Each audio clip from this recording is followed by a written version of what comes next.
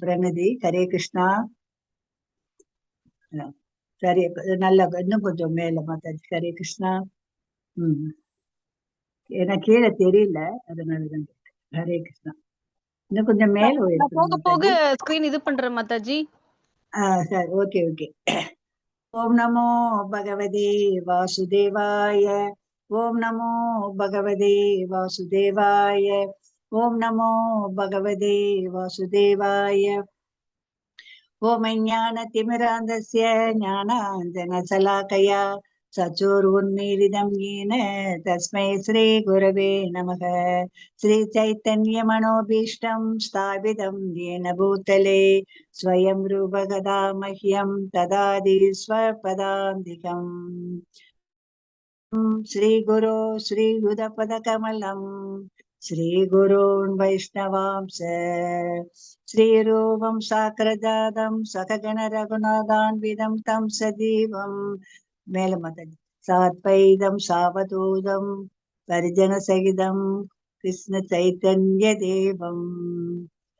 श्रीराधा कृष्णपादान् सकगण ललिता श्री विशाखान्वितांस तप्तकानन गौरांगी राधे वृंदावनेश्वरी वृषभानुसुते देवी प्रणमामि हरिप्रिये. वाञ्छकल्पतरुभ्यश्च कृपा सिन्धुभ्यैव च पतितनां पावनेभ्यो वैष्णवेभ्यो नमो नमः. नमो ब्रह्मण्य देवाय गो ब्राह्मणहिताय च जगद्हिताय कृष्णाय गोविन्दाय नमो नमः. नमो महावदन्याय कृष्ण प्रेम प्रदायते कृष्णाय कृष्ण चैतन्य नामिने गौरत्वेश नमः. गुरवे गौरचन्द्राय राधिकायै तदालये कृष्णाय कृष्ण चैतन्य नामिने गौरत्वेश नमः. नमो ओं विष्णुपादाय कृष्णप्रस्थाय भूतले श्रीमदे भक्तिवेदान्त स्वामिन्निधि नामिने. नमस्ते सरस्वती देवे गौरवाणी प्रचारिणे निर्विशेष शून्यवादी पाशसात्य देशतारिणे. पंचतत्वात्मकं कृष्णं भक्तरूप स्वरूपकं भक्तावतारं भक्ताख्यं नमामि भक्त शक्तिकं. जय श्री कृष्ण चैतन्य प्रभो नित्यानंद श्री अद्वैत गदाधर श्रीवासादि गौर भक्त वृंद. எல்லாரும் சேர்ந்து சொல்லுங்கப்பா.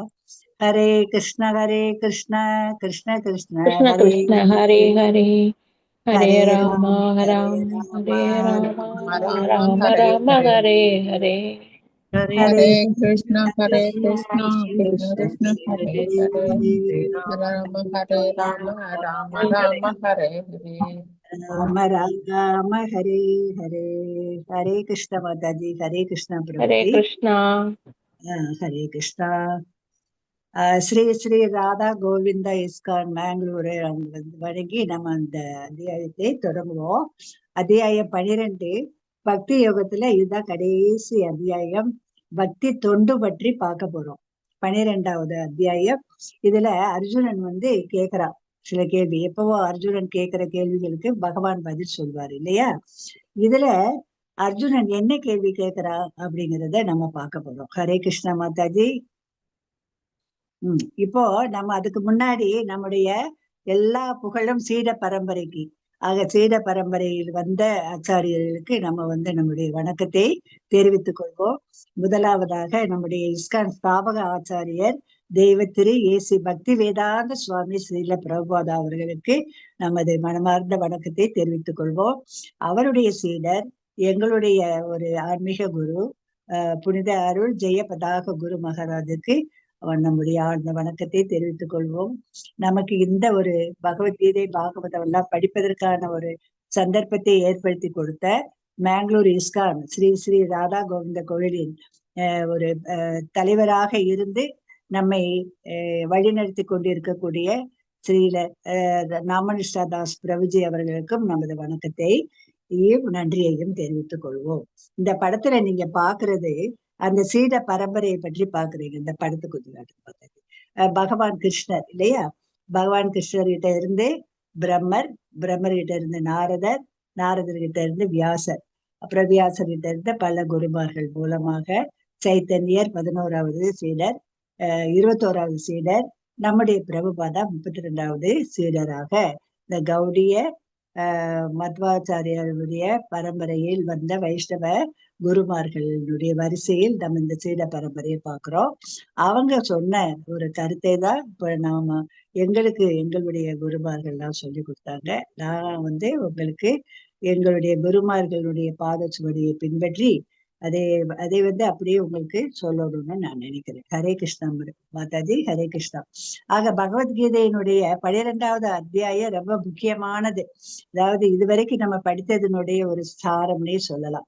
பக்தி யோகம், பக்தியினுடைய பற்றி நம்ம படிக்க போறோம். இங்க எப்படி முழுமையாக பகவானுக்கு பக்தி தொண்டு செய்வது என்பதை பற்றிய ஒரு அத்தியாயம் தான் இந்த அத்தியாயம். ஹரே கிருஷ்ண மாதாஜி.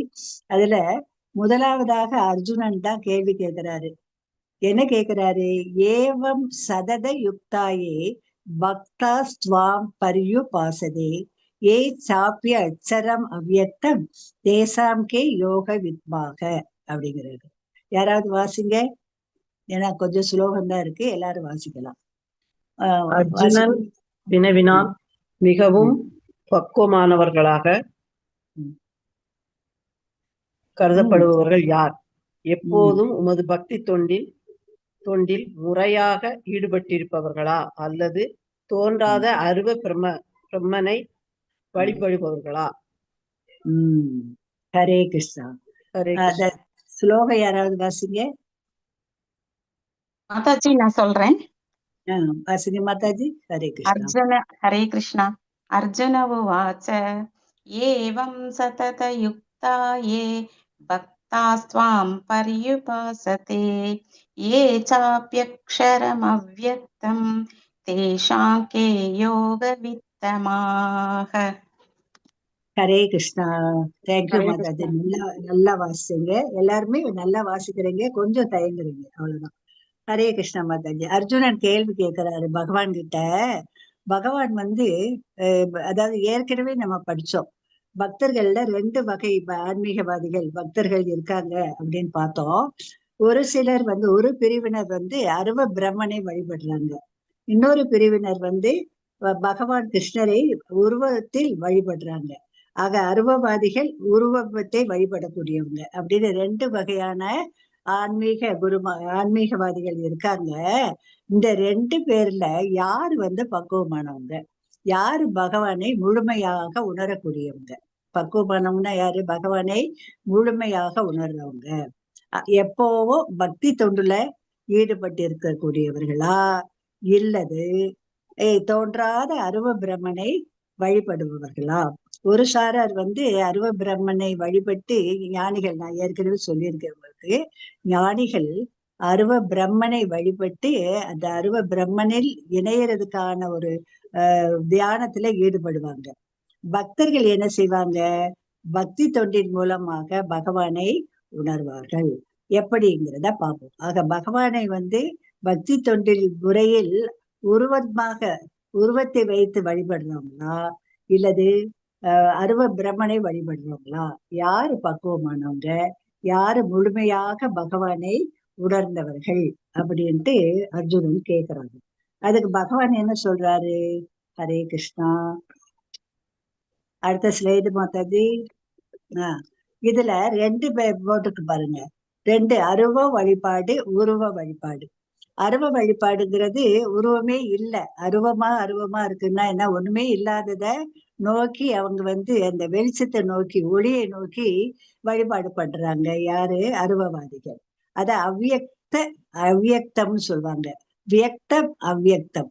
வியக்தம்னா ஒரு உருவம், அவ்யக்தம்னா உருவம் இல்லாதது, அருவம். ஓகேயா? ஆக அருவ வழிபாடு செய்யறவங்க அவ்யக்தம் அச்சரம் அப்படின்னு சொல்றாங்க.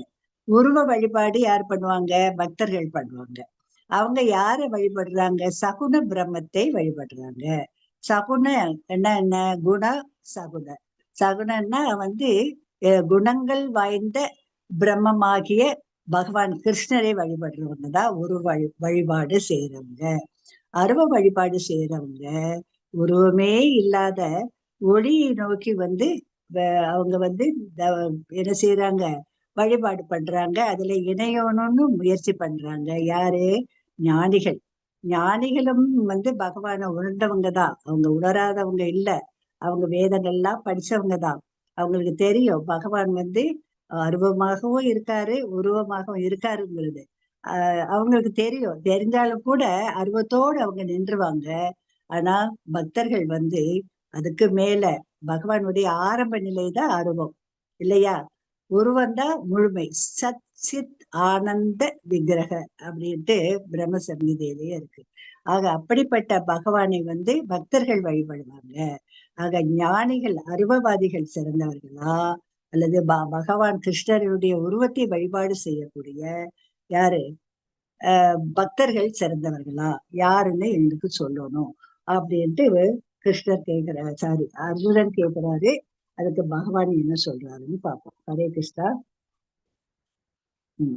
அடுத்து ஸ்ரீ பகவான் உவாச்ச மையா வேஷ்ய மனோ ஏமாம். எல்லாரும் சொல்லுங்க. ஸ்ரீ பகவான் உவாச்ச ஸ்ரீ பகவான் மையா வேஷ்ய மனோ ஏமாம்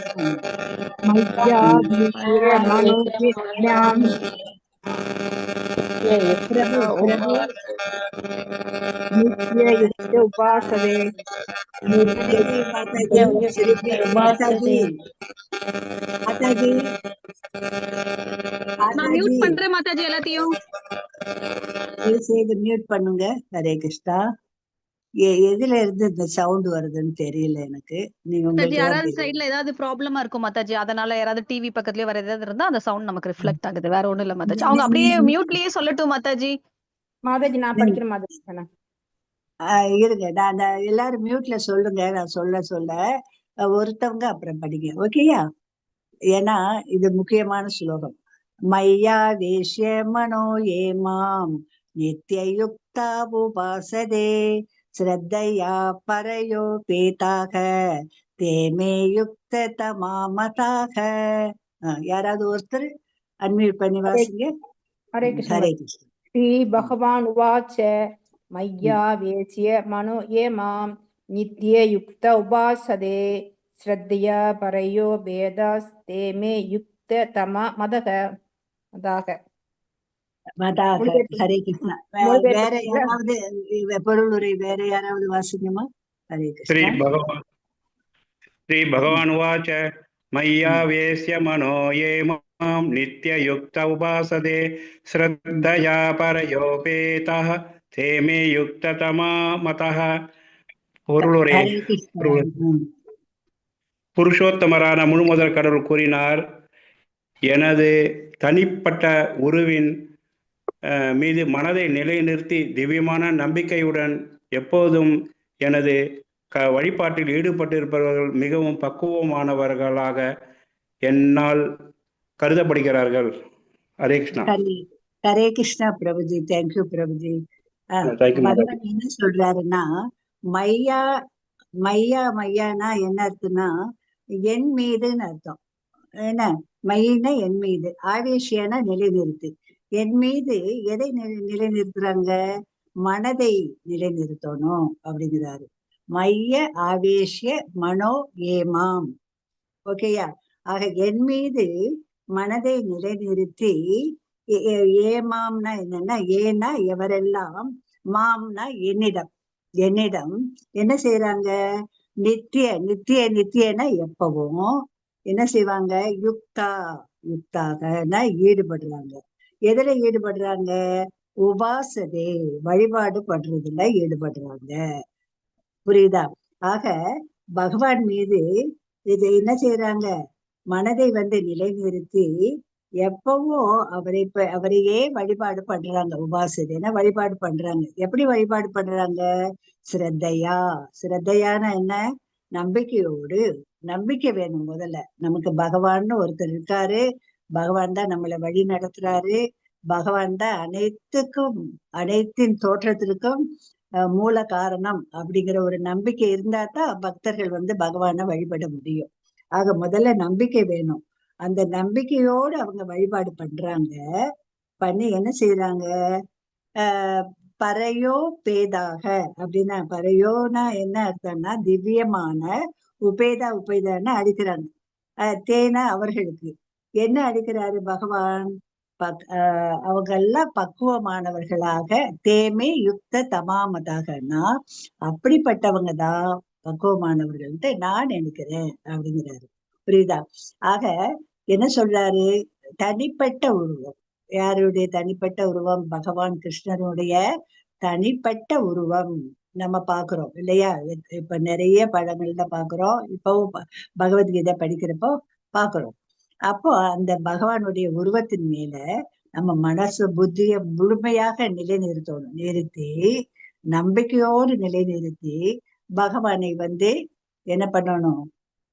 அவர்தான் எல்லாம் அப்படின்னு நினைச்சு எப்பவும் அவரை வழிபாடு பண்ணா அவங்கதான் பக்தர்கள், உண்மையான பக்தர்கள், பக்குவமான பக்தர்கள் அவங்க என்று நான் கருதுகின்றேன் அப்படின்னு சொல்றாரு. பகவான் அர்ஜுனன் கேட்ட கேள்விக்கு பதில் சொல்றாரு இல்லையா? பக்குவமானவர்கள் யாருன்னு தானே அர்ஜுனன் கேட்டாரு. அதுக்கு பதில் சொல்றாரு, என்னுடைய உருவத்தின் மேல் மனதை செலுத்தி நம்பிக்கையோடு வழிபடக்கூடிய பக்தர்கள் தான் பக்குவமானவங்க, அருவவாதிகள் அல்ல அப்படிங்கறத இதுல இருந்து நம்ம தெரிஞ்சுக்கிறோம்.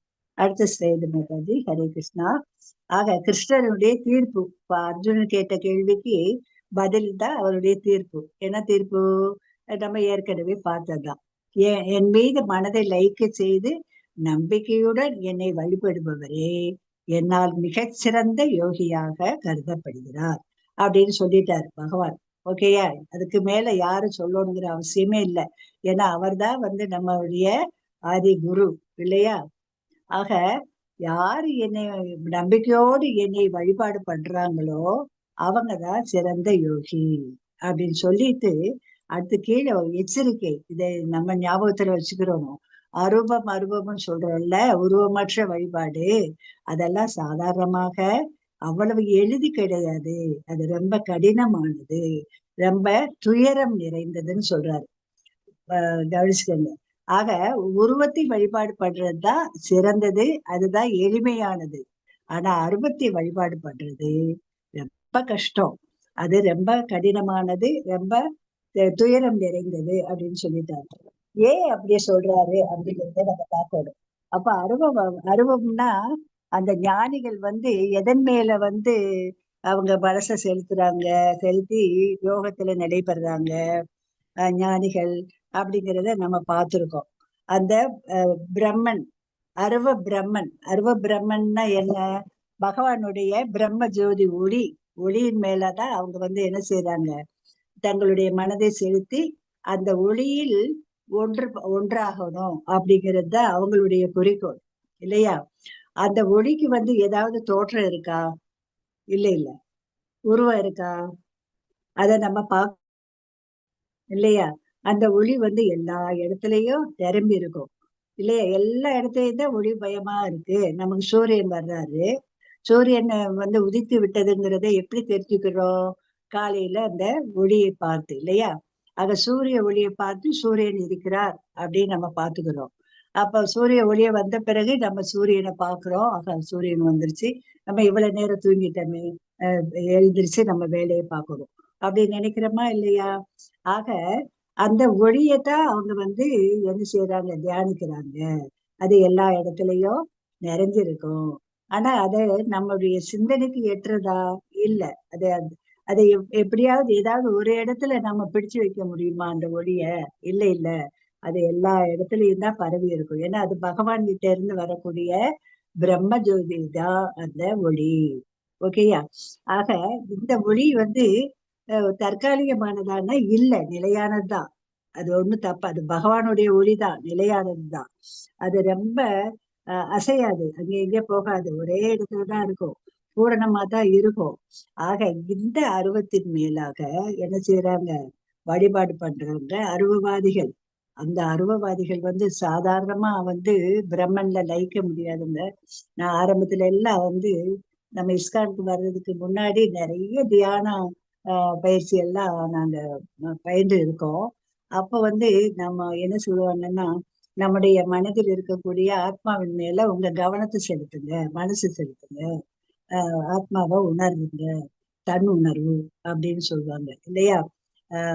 நம்ம வந்து ஆரம்பத்துல அடுத்து என்ன சொல்லுவாங்க, இந்த ஒரு தியானம்ங்கிறது தியான பயிற்சியில என்ன செய்வாங்க, ஒரு ஒளியை பாருங்க, ஒளி மேல வந்து உங்களுடைய மனது செலுத்துங்க அப்படிம்பாங்க.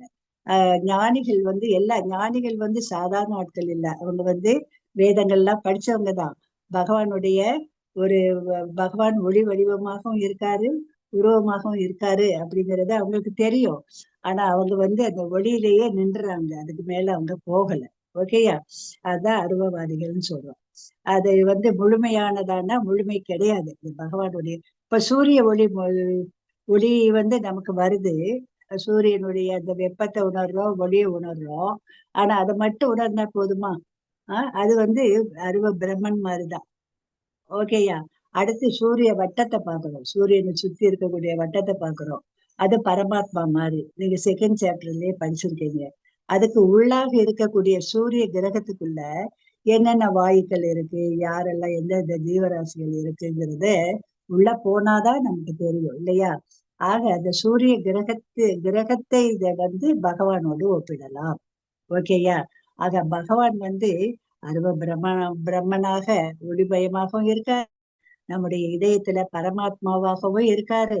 அடுத்து அனைத்துக்கும் மேல இந்த ரெண்டுக்கும் காரணமாக இருக்கக்கூடிய பகவான் புருஷோத்தமரான முழு முதற் கடவுளாகவும் பகவான் கிருஷ்ணர் இருக்காரு அப்படிங்கிறத நம்ம புரிஞ்சுக்கிறோம். புரியுதா? ஆக அருவ பிரம்மனும் பகவான் தான். அது வந்து இருப்பு, ஒளிமயமான இருப்பு. அடுத்து பரமாத்மா வந்து நம்ம வந்து அதை உணர்றோம், 4 கைகளுடைய நாராயணர் உணர்றாங்க. யாரு? யோகிகள். அடுத்த பக்தர்கள் தான் என்ன செய்யறாங்க, பகவானை உருவத்தில் வழிபாடு பண்றாங்க. ஓகேயா? இதை நம்ம தெரிஞ்சுக்கிறோம். இந்த அருவமான உருவத்தை, அருவமான இந்த பிரம்மனை வழிபாடு பண்ணணும்னா ஏன் கஷ்டம்னு சொல்றாங்கன்னா, ஞானிகள்லாம் வந்து தங்களுடைய புலன்களை கட்டுப்படுத்தணும். அப்ப எல்லார்கிட்டையும் சமமா நடந்துக்கிறணும், எல்லாரையும் ஒன்னா நடத்தணும், எல்லாருக்கும் நல்ல செயல்தான். சன்னியாசிகள்லாம் வந்து அருவ பிரம்மனை தான் வழிபாடு பண்றாங்க ஆரம்பத்துல. ஓகேயா? நம்ம பிரம்ம குமாரர்கள், நம்ம பிரம்மன் கிட்ட இருந்து வந்த 4 சனத்குமாரர்கள் அருவவாதிகள் தான்.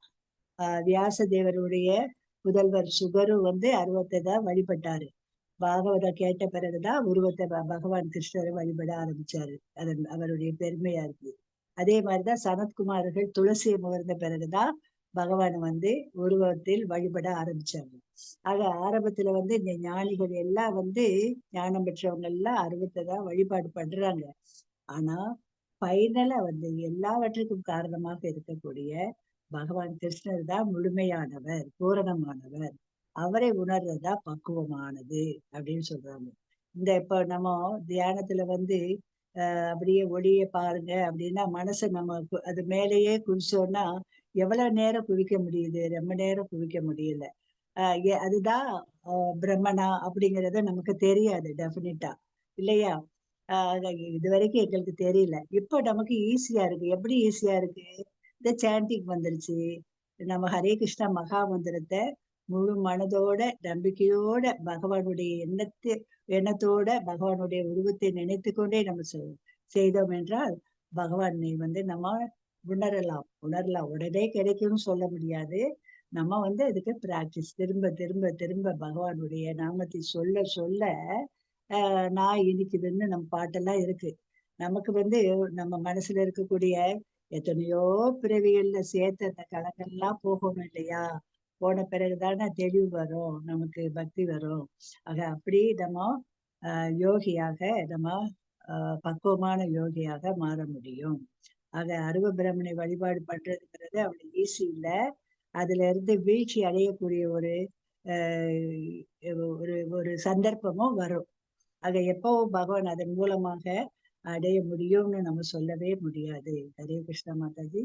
சத் சித் ஆனந்த விக்கிரக பிரம்ம சங்கீதையில பிரம்மாவே என்ன சொல்லியிருக்காருடா, பிரம்ம சங்கீதைன்னு ஒண்ணு இருக்கு. உங்களுக்கு அதெல்லாம் இப்ப நீங்க போக போக படிப்பீங்க அதெல்லாம். ஈஸ்வர பரம கிருஷ்ணக சச்சித் ஆனந்த விக்கிரக அநாதி ஆதிர் கோவிந்தக சர்வ காரண காரணம் அப்படிங்கிறது அதிலேயே நமக்கு எல்லாமே வந்துருச்சு. பகவான் கிருஷ்ணர் தான் சத் சித் ஆனந்த விக்கிரக, அவர்தான் முழுமையானவர். சத்துனா என்ன? இருப்பு, பிரம்மன். சித்துனா என்ன? அறிவு. சத்து சித்தாக யார் இருக்காங்க? நம்ம மனதில் இருக்கக்கூடிய பரமாத்மா இருக்காரு. சத் சித் ஆனந்த உருவமாக இருப்பவர் யாரு? பகவான் கிருஷ்ணர். ஆக அவரை வழிபாடு செய்யறதுதான் உருவ வழிபாடு. அப்படிப்பட்ட பக்தர்கள் தான் பூரணமாக பகவானை வழிபடுறவங்க. அவங்கதான் பக்குவமானவர்கள் அப்படிங்கிறத நாம தெரிஞ்சுக்கிறோம். இன்னும் செகண்ட் லெவல் போறப்ப டீட்டெயில்டா படிப்பீங்க. மேக்சிமம் எவ்வளவு சொல்ல முடியுமோ நான் இதுல புரியுற அளவுக்கு சொல்லியிருக்கேன். ஹரே கிருஷ்ணமா. வேற ஏதாவது கேள்வி இருந்தா கடைசியில நம்ம டிஸ்கஸ் பண்ணலாம். அடுத்து இப்ப இந்த படத்துல பாருங்க, சிலை விக்கிரகம் ரெண்டுக்குள்ள வேறுபாடு போட்டுட்டாங்க. இதுல நம்ம கோயில்கள்ல என்ன விக்கிரகம் வச்சிருக்காங்க? நம்ம நம்பிக்கையா காலையில கோயிலுக்கு போய் பகவானை வழிபாடு பண்றோம். ஆனா வீட்லயும் நம்ம பகவானுடைய சிலையை வாங்கிக்கலாம், அல்லது படத்தை வாங்கி நம்ம வழிபாடு பண்ணதான் செய்யறோம் நம்ம வீடுகள்லயும். ஆனா ரெண்டுக்குள்ள டிஃபரன்ஸ் என்ன, வேறுபாடு என்ன? கோயில்ல இருக்கக்கூடிய விக்கிரகம் சாதாரணமானது இல்ல. அங்கே அந்த விக்கிரகத்தை வைக்கிறப்போ கோயில்ல எவ்வளவு சாஸ்திர சம்பிரதாயங்கள் எல்லாம் வச்சு பிராமணர்கள் மூலமாக, நல்ல குருமார்கள் மூலமாக வேதங்கள்லாம் ஓதி இல்லையா அந்த விக்கிரகத்தை ஸ்தாபிப்பாங்க. அப்போ அதுக்கு அவ்வளவு சக்தி ஊட்டப்படும். புரியுதா? ஒரு விக்கிரகம் வைக்கிறதுக்கு எப்படியெல்லாம் யாகம் பண்றாங்க, எப்படியெல்லாம் அவங்க வேதங்கள்லாம் ஓதுறாங்கிறத நம்ம அங்கங்கே பார்த்திருப்போம். புது கோயில் கட்டுறப்போ, புதிதாக சிலை வைக்கிறப்போ, விக்கிரகம் வைக்கிறப்போ என்னெல்லாம் செய்யறாங்க. சாஸ்திரங்கள்ல கூறப்பட்ட யாகம், அந்த வேதங்கள் இதெல்லாம் ஓதிதான் வைப்பாங்க. அப்ப அது அங்கீகரிக்கப்பட்டது. எதனால? சாஸ்திரங்களால் அங்கீகரிக்கப்பட்டது. அதை எதற்கு ஒப்பிடப்பட்டிருக்காங்கன்னா, இங்க அதிகாரம் பெற்ற தபால் பெட்டி. தபால் பெட்டி கவர்மெண்டால வைக்கணும்.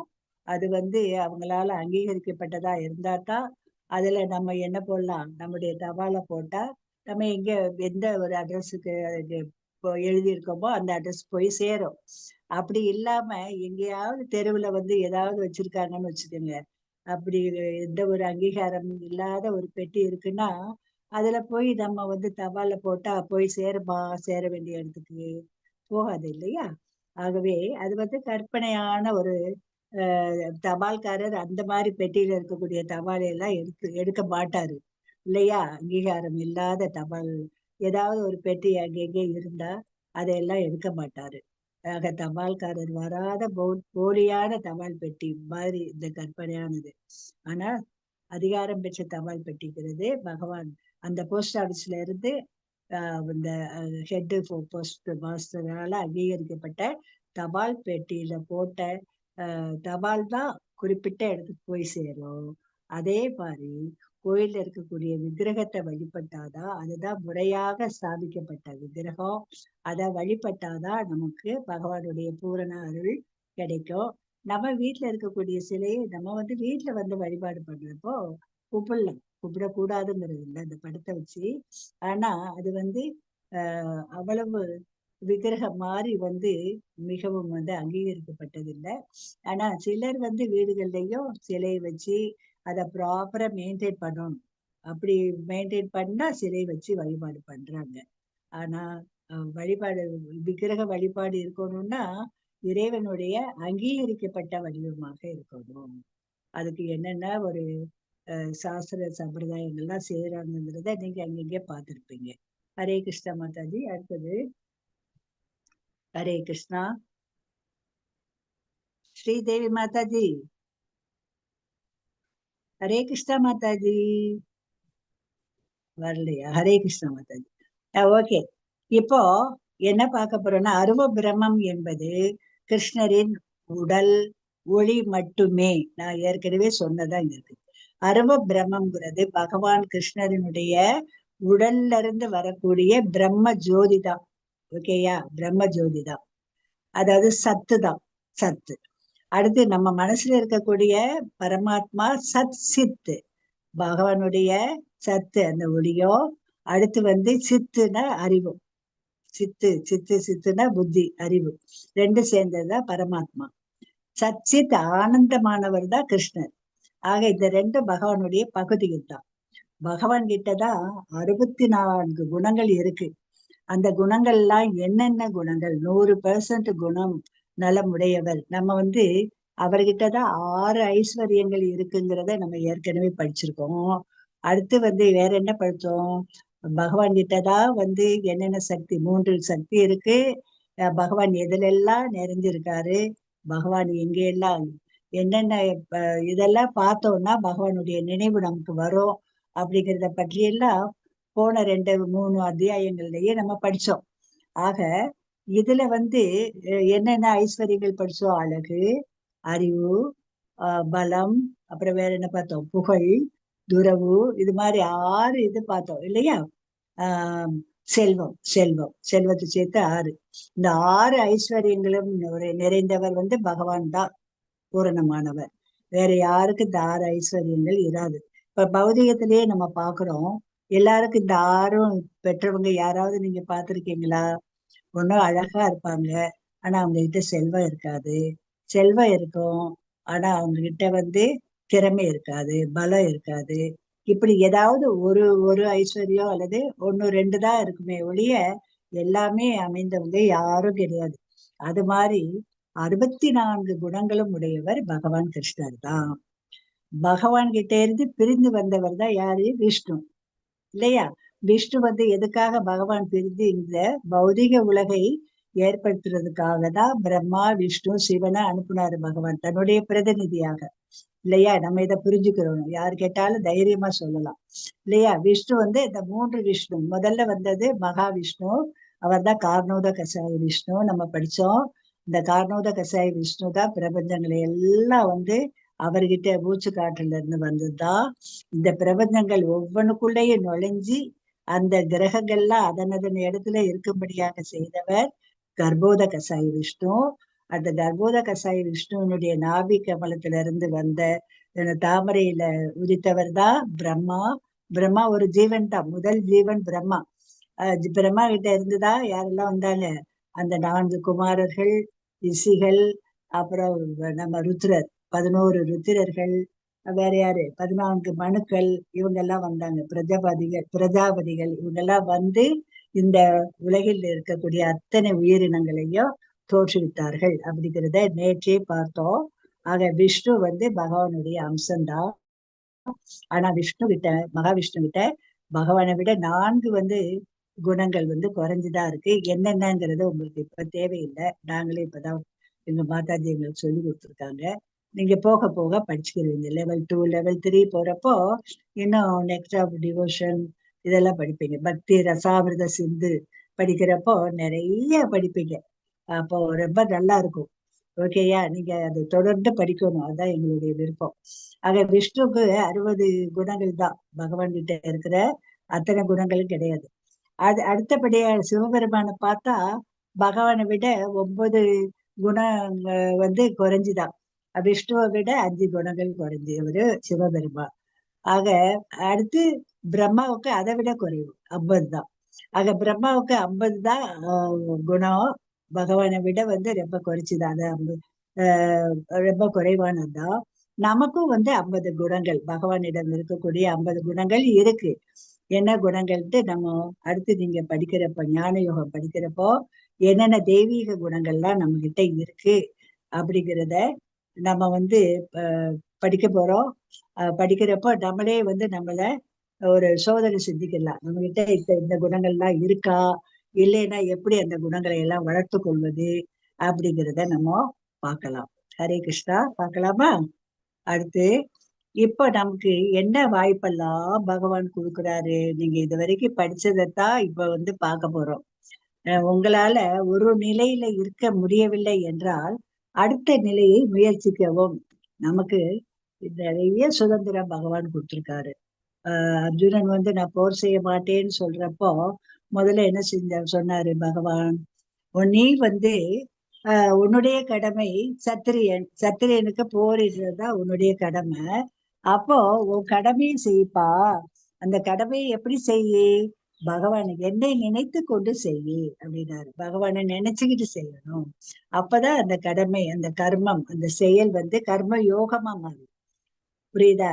ஆக நம்ம செய்யக்கூடிய செயலை பகவான் உணர்வில் நம்ம செஞ்சா அதுல ஒரு பக்குவம் வந்துடும். பகவான் இருக்காருங்கிற ஒரு நம்பிக்கை வந்துடும். நம்ம வந்து என்ன செய்யலாம், பகவானை பற்றி இன்னும் தெரிஞ்சுக்கிறணும் அப்படிங்கிற ஒரு முயற்சியில நிறைய புத்தகங்கள்லாம், ஆன்மீக புத்தகங்களை படிப்போம். அதன் மூலமாக நம்ம யாரு, நம்ம இந்த பகவத்கீதைக்கு வந்த பிறகுதான் நம்ம யாருங்கிறதையே புரிஞ்சுக்கிட்டோம் இல்லையா? அதுக்கு முன்னாடி நம்ம என்ன நினைச்சோம், நான் வந்து இந்த உடல் அப்படின்னு நினைச்சோம் இல்லையா? அப்போ 2வது அத்தியாயம் படிக்கிறப்பவே நீங்க எல்லாம் புரிஞ்சுக்கிட்டீங்க. நான் இந்த உடல் அல்ல, நான் வந்து ஆத்மா. ஆத்மாதான் உண்மையான உடல். நான் நான் நான் வந்து ஆத்மா. ஆத்மா எங்க இருந்து வந்தது? பகவான் கிட்ட இருந்து வந்தது. எதுக்காக வந்தது? பகவானுக்கு சேவை செய்ய வந்திருக்கு. ஆக இந்த ஆத்மாவை முதல்ல நம்ம உணரணும். அதான் ஞானம் சொல்றது. ஞானம், ஞானிகள் அப்படின்னு சொல்றது. அதான் அந்த ஞானிகள் வந்து அருவ பிரமனை வழிபட ஆரம்பிச்சாங்க. கர்ம யோகிகள் என்ன பண்ணாங்க? கர்மத்தையே வந்து பகவான் நினைவோடு செஞ்சாங்க. ஞானிகள் வந்து அருவ பிரமனை வழிபட ஆரம்பிச்சாங்க. அடுத்து வந்து என்ன பாக்குறோம், அடுத்த ஸ்டேஜ்ல இந்த ஞானத்தை அழிஞ்சவங்க, அருவ பிரமனை வழிபட்டவங்க இன்னும் இந்த யோக பயிற்சியில எல்லாம் ஈடுபடுறாங்க. அஷ்டாங்க யோகம் 6வது அத்தியாயத்துல படிச்சீங்களா இல்லையா? அழகா படிச்சீங்க. அஷ்டாங்க யோகம் எல்லாம் பயின்று எப்படி பகவானை தியானம் பண்ணி அந்த அஷ்ட அங்கங்கள் என்னெல்லாம் பார்த்தோம், யமம், நியமம், ஆசனம், பிரத்யாகாரம், அப்புறம் என்னது பிராணயாமம், அப்புறம் வந்து தியானம், தாரணம், சமாதி அப்படின்ட்டு 8 நிலைகள்ல வந்து பகவான உணர்ந்தாங்க. எப்படி உணர்ந்தாங்க யோகிகள்? பரமாத்மா, நம்ம இதயத்துல இருக்கக்கூடிய பரமாத்மாவை உணர்ந்தாங்க. அது இதற்கு மேலானதுதான் பக்தி யோகம். ஓகேயா? அதுதான் டாப் மோஸ்ட். ஆக நீ பக்திக்கு வரணும்னா முதல்ல கர்ம யோகியா மாறு, ஞான யோகியா மாறு, அடுத்து தியான யோகி பரமாத்மாவை உணரு, அப்புறம் பகவான் கிருஷ்ணர் சச்சித் ஆனந்த விக்கிரகமாகிய பகவானை உணர், பக்தியை மேற்கொள்ளு அப்படின்னு சொல்றாரு. இந்த பக்தியை வந்து இந்த பிறவியிலேயே கூட வரலாம் உங்கள பலருக்கு. இனி எத்தனையோ பிறவிகள் எடுத்ததுல யாராவது, நம்ம ஏற்கனவே படிச்சோம், யாராவது ஒருத்தர் தான் வருவாங்க. அவங்களும் வந்து முழுமையாக உணர்றவங்க ஒரு சிலர் தான் அப்படிங்கிறத பகவானே சொல்லியிருக்காரு. அதனால நம்ம என்ன செய்யணும், ஒவ்வொரு ஸ்டேஜா மேல மேல மேல போக முயற்சி பண்ணணும். முயற்சி பண்ணி பக்தியை வந்து பண்ணி பகவானை அடையிறதுக்கான முயற்சியில நம்ம ஈடுபடணும். அதான் நம்ம கையில இருக்கு. பக்தி யோகம் தான் டாப் மோஸ்ட் அப்படிங்கிறத நம்ம தெரிஞ்சுக்கிறணும். ஆக பகவான் முதலையே நீ பக்தி பண்ணுன்னு சொல்லல, ஸ்டெப் பை ஸ்டெப்பா நீ மேல வைப்பா அப்படிங்கிற. நம்ம வந்து ஸ்டெப் பை ஸ்டெப்பா தானே படிக்கிறோம். பௌதிக கல்வி படிக்கிறப்பவே ஆரம்ப பள்ளியில் படிக்கிறோம், அப்புறம் மிடில் ஸ்கூல்ல படிக்கிறோம், ஹை ஸ்கூலுக்கு போறோம், ஹையர் செகண்டரி போறோம், காலேஜுக்கு போறோம். அப்படிதானே ஒவ்வொரு ஸ்டேஜா போறோம். அதே மாதிரிதான் இதுவும் அப்படிங்கிறாரு. ஆக நமக்கு அவ்வளவு சுதந்திரத்தை பகவான் கொடுத்திருக்காரு. இப்ப நம்ம பக்தி யோகத்தை பற்றி சிறப்பாக படிக்கிறோம் இந்த அத்தியாயத்துல. அடுத்த ஸ்லைடு மாதாஜி. ஹரே கிருஷ்ணா. ஹரே கிருஷ்ணா மாதாஜி. இப்போ பக்தி யோகம் பற்றி இதுல பாக்குறோம். இதையே போன வகுப்புலயே நல்லா நான் உங்களுக்கு வந்து போன வகுப்புக்கு முந்தின வகுப்புலதான் நம்ம இது பார்த்தோமே. என்ன பார்த்தோம்? விஸ்வரூபம், பகவானுடைய விஸ்வரூபத்தை பார்த்தோம். 9வது அத்தியாயத்திலேயே நம்ம வந்து அனன்ய பக்தி எல்லாம் பார்த்தோம். அனன்ய பக்தி அப்படின்னா என்னன்னா, அனன்யன்னா ஒரு பொழுதும் நீங்காத ஒரு நிலைமை, நீங்காத ஒரு பக்தி. உனது மனதையும் அறிவையும் என் மீதே முழுமையாக நிலைநிறுத்து. வேறு சிந்தனையே இல்லாத முழுமையான சரணாகதி.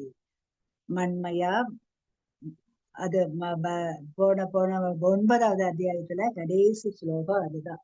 ரொம்ப, அதாவது முழுமுதல் கடவுள் மேல உனது மனதை நிலைநிறுத்தி உன்னுடைய முழு அறிவையும் புத்தியையும் என்னில் ஈடுபடுத்துவாயாக அப்படின்னு பகவான் சொல்றாரு இல்லையா? மிக ரகசியமான அறிவு நம்ம படிச்சோமா இல்லையா? 9வது அத்தியாயத்துல மன்மனா பவமத் பக்தோ மத்தியாதி மாம் நமஸ்குரு மாம் ஏவிஷ்யசி யுக்தைவம் ஆத்மானாம் மத் பராயண. உன் மனதை எப்பொழுதும் என்னை பற்றி சிந்திப்பதில் ஈடுபடுத்தி எனது பக்தனாகி எனக்கு வந்தனை செய்து என்னை வழிபடுவாயாக. அப்படி நீ வழிபட்டா என்னில் முழுமையாக லயித்து விட முடியும். அப்ப நிச்சயமாக நீ என்னிடமே வருவாய் அப்படின்னு பகவான் 9வது அத்தியாயத்திலேயே சொல்லியிருக்காரு. ஆகையினால அனன்ய பக்திங்கிறது என்ன? நம்முடைய மனம் புத்தி எல்லாத்தையும் பகவான் மேல நிலைநிறுத்தணும்.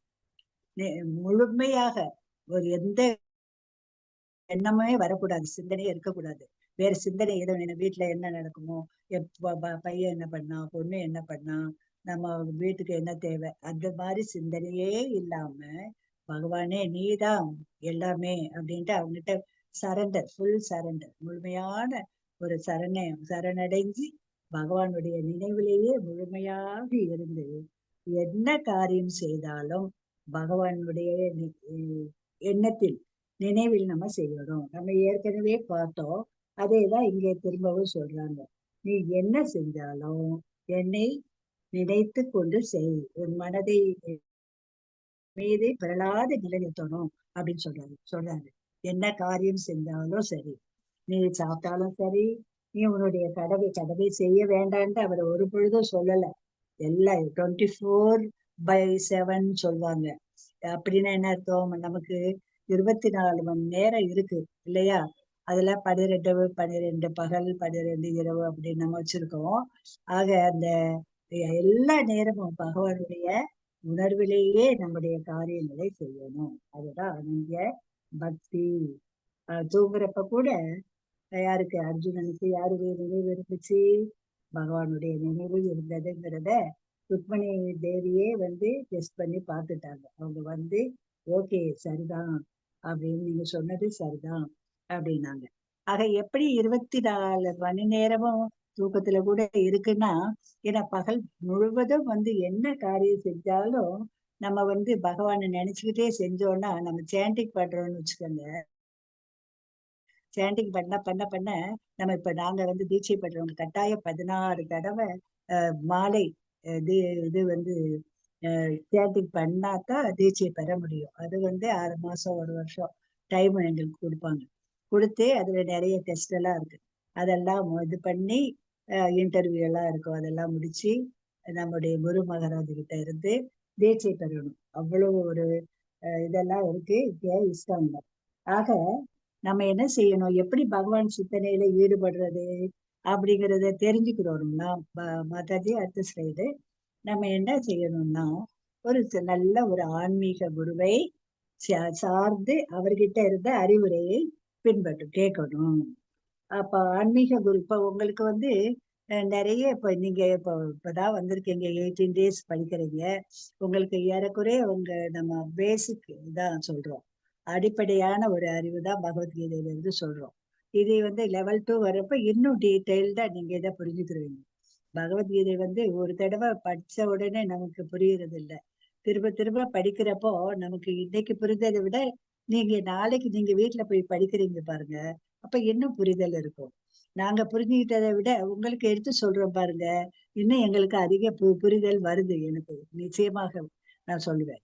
ஆக அப்படி அடுத்து என்ன சொல்றாருன்னா, இந்த அனன்ய பக்தி நீ செய்ய முடியலைன்னா அபியாச யோகமாவது பண்ணுப்பா அப்படின்னு சொல்றாரு. அபியாச யோகம்னா என்ன? இப்ப நம்ம அந்த உடம்பை வளமாக நலமாக வைத்து கொள்ளணும் அப்படிங்கிறதுக்காக யோகாசனம் எல்லாம் செய்யறோம் இல்லையா? எதுக்காக? உடம்பு நல்லா இருந்தாதான் நம்ம வேலை செய்ய முடியும், நம்ம குடும்பத்தை காப்பாற்ற முடியும் அப்படிங்கிறதுக்காக. அது மாதிரி இந்த மனதை நம்ம சரி பண்ணணும். எதன் மூலமாக? யோகத்தின் மூலமாக. எப்படி யோகத்தின் மூலமாக நம்ம மனதை சரி பண்ணலாம் அப்படின்னா, தினசரி ஜபம் செய்யணும். ஓகேயா? அதுக்குதான் நமக்கு ஈஸியான ஜபம் ஹரே கிருஷ்ண கிருஷ்ண கிருஷ்ண ஹரே ஹரே, ஹரே ராம ராம ராம ஹரே ஹரே. இங்க இஸ்கான்ல ஹரே கிருஷ்ணா தான் நம்ம முதல்ல சொல்றோம். ஓகேயா? ஹரே ராமா சொல்றது தப்பு இல்லை. அது விஷ்ணு சகஸ்ரநாம இதை படிக்கிறப்போ அவங்க ராமரை முதல்ல சொல்லுவாங்க. எல்லாம் ஒண்ணுதான். ஆனா நம்ம என்ன படிக்கிறோமோ அவங்க அது நம்ம குருமார்கள் சொல்றபடி நம்ம செஞ்சோம்னா நமக்கும் நல்லது, அவங்களுடைய பாத சுவட்டை அப்படிங்கிறதும் எல்லாருக்கும் தெரியும். ஓகேயா? அதனால நீங்க நீங்க வந்து அதை பற்றி ரொம்ப ஃபீல் பண்ண வேண்டாம். நீங்க சொல்ல சொல்ல அது கரெக்டா வந்துடும். ஓகேயா? ஹரே கிருஷ்ணா. ஆக அடுத்தது தினசரி ஜபம் இப்ப சொல்லி கொடுத்துட்டோம். இப்போ உங்களுக்கு 18 டேஸ்ல ஓரளவு ஜபம் பண்ண தெரிஞ்சுக்கிட்டீங்க. அதை வந்து இப்ப ஒரு தடவை 2 தடவை செஞ்சிருப்பீங்க, சிலர் 3 தடவை கூட செய்வீங்க. இன்னும் கொஞ்சம் கொஞ்சமா இன்க்ரீஸ் பண்ண பாருங்க. லெவல் 2க்கு வர்றப்போ நிறைய பேர் வந்து 16 மாலை கூட செஞ்சிடுறாங்க. அட்லீஸ்ட் ஒரு 8 10 8வது முடிக்க பாருங்க. நீங்க லெவல் 2 இன்னும் வந்து 6 நாள் தான் இருக்கு. அதுக்கு பிறகு லெவல் 2 நீங்க போவீங்க. ஆக அதுக்குள்ள வந்து கரெக்டா அந்த ஜபம் பண்றதுக்கு நம்ம படிச்சுக்கிறோம். ஓகேயா? அதை தினசரி காலை மாலை வந்து நம்ம செஞ்சோம்னா அது தானா வந்துடும். அது செய்க, செஞ்சாவே உங்க மனசு அவ்வளவு அமைதியா இருக்கும், சந்தோஷமா இருக்கும். மற்ற எண்ணங்கள்லாம் நமக்கு வராது. ஓகேயா? அடுத்தது சாஸ்திர படிப்பு. அதன் மூலமாகவும் நீ எப்படி பக்தி செய்யறது அப்படிங்கிற அந்த விதிமுறைகளை அறிஞ்சுக்கலாம். அதாவது என்ன சொன்னாரு பகவான், முதல்ல வந்து அனன்ய பக்தி பண்ணு அப்படின்னா என்ன அர்த்தம்? நேரடியாகவே பகவானை மனதையும் புத்தியையும் பகவான்ல செலுத்தி நீ என்ன பண்ணு, பகவானை நினைச்சு தியானம் பண்ணுன்னு சொன்னாரு. சரி, அது முடியலையா? விடுப்பா. நீ வந்து ஜபமாவது பண்ணு தினசரி. இந்த உனக்கு ஜபம் ஈஸியான ஜபம், இந்த கலியுகத்துக்கு தேவையானது கொடுத்துருக்கேன். அந்த ஜபத்தை பண்ணு. பண்ணிட்டியா? அதுக்கு மேல பகவத்கீதை எல்லாம் படி. அடுத்து உங்க குருமார்கள் என்ன எல்லாம் படிக்க சொல்றாங்களோ அந்த ஆன்மீக நூல்களை எல்லாம் படிங்க. நமக்கு நிறைய இப்ப அன்னைக்கு கூட மாதாஜி சொன்னாங்க, பிரபுபாதர் நிறைய புக்கு எழுதியிருக்காரு இல்லையா? பகவத்கீதை, உண்மை உருவேல், பாகவதை எழுதியிருக்காரு. கிருஷ்ணரை பற்றி கிருஷ்ணருடைய கிருஷ்ணர் புக்கை படிச்சாவே உங்களுக்கு அவ்வளவு ஆனந்தமா இருக்கும். அடுத்து இந்த இது வந்து அதாவது பக்தி ரசாவத சிந்து, ஈசோ உபனிஷத்து, இதெல்லாம் நீங்க லெவல் 3 லெவல் 5 4 இதுக்கு போறப்போ படிப்பீங்க. ரொம்ப நல்லா இருக்கும். ஓகேயா? அடுத்து வந்து இது மாதிரி படிக்க பாகவதமும் இப்ப வந்து நிறைய நடத்திட்டு இருக்காங்க. இப்ப 5வது அத்தியாயம் மாதாஜி நடத்துறாங்க. நீங்க வந்து ஆரம்பத்துல இருந்து கேட்டா ரொம்ப நல்லா இருக்கும். என்ன செய்யறாங்கிறத நான் கேட்டு சொல்றோம் நாங்க. இப்ப கேட்டா கூட உங்களுக்கு புரியாம இருக்காது, புரியும்.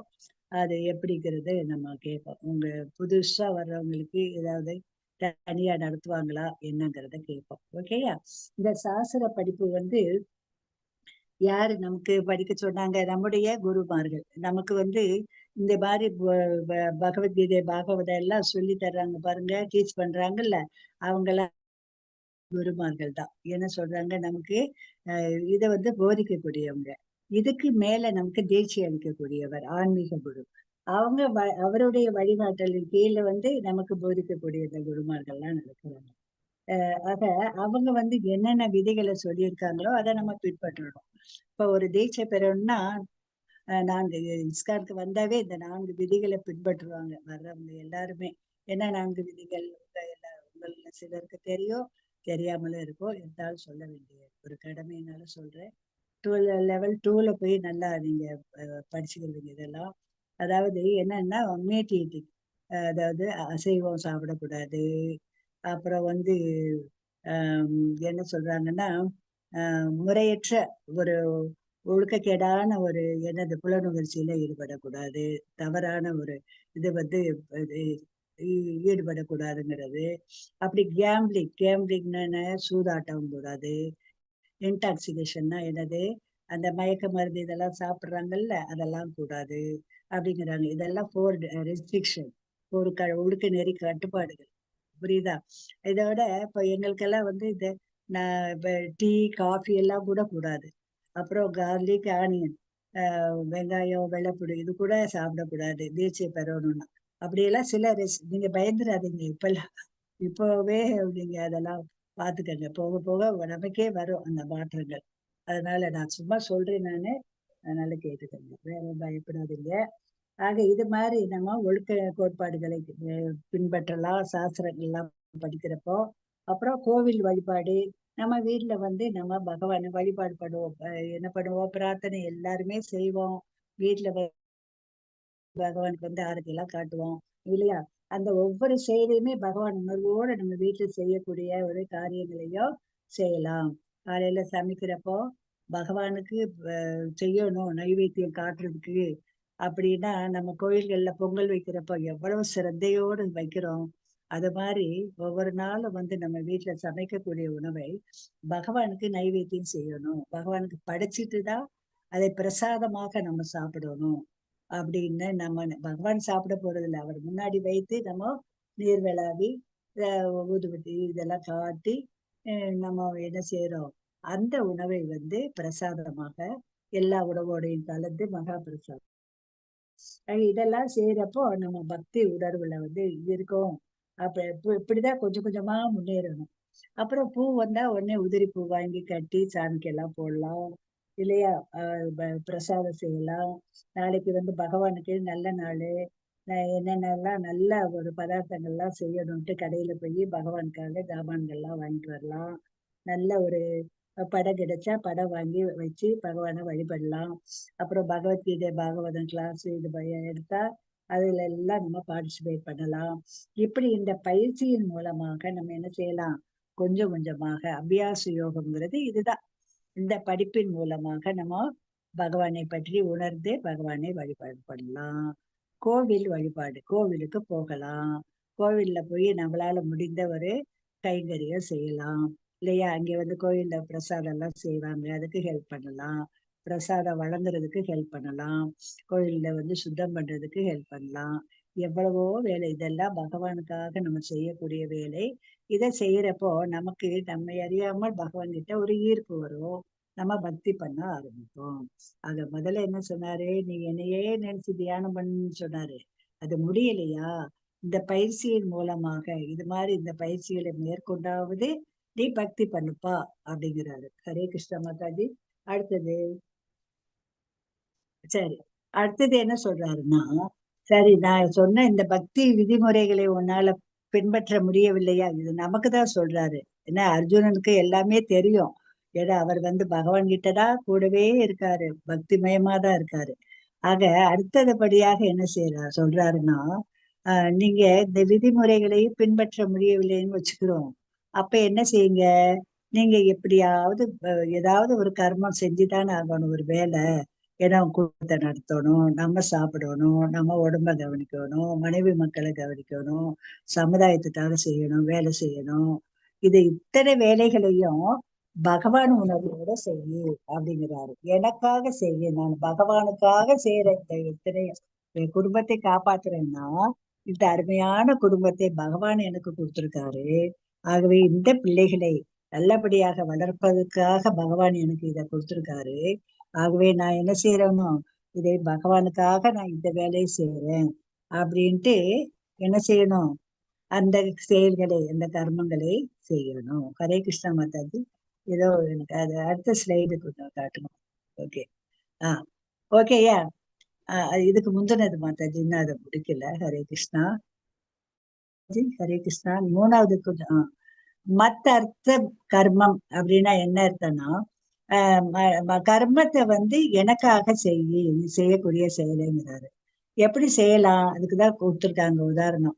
எப்படி பயிற்சி மூலமாக பக்தி பண்ணலாங்கிறதுக்கு ஜபம் பண்ணு, சாஸ்திரங்களை படி, அப்புறம் கோயில் வழிபாடு போ, கோயிலுக்கு போன்னு சொன்னா பாரு. இந்த செயல்களை எப்படி செய்யணும், நீ சம்பாதிக்கிறோம், நம்ம சம்பாதிச்சு குடும்பத்தை காப்பாத்துறோம், அதுல ஒரு பங்கு கோயிலுக்காக செய்யலாம், பகவானுக்காக செய்யலாம், கோவில் கட்டுறதுக்காக செய்யலாம்.